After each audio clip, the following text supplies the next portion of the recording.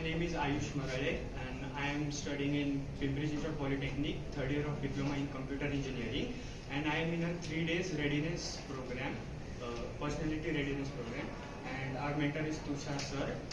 So I have stage fear, so I was feeling nervous, but as the sir said, I took the deep breaths and so I felt calm, and after speaking I was sweating, so that's all. Thank you.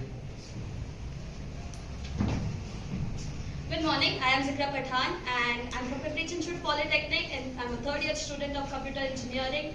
We are currently attending a placement readiness program. Our trainer is Tushar Pawar sir, and we learned a framework on how to introduce ourselves. At first I was a bit hesitant, but the framework did give me a good guidance on how I can introduce myself and stand out in the entire crowd. So yeah, it was very good. Good morning to everyone. My name is Shivaram Parking. I am from Pimpri-Chinchwad Polytechnic. So I am attending a placement readiness course by Tushar Pawar sir. Before speaking, I was a bit nervous, but after I spoke, now I am confident. Thank you.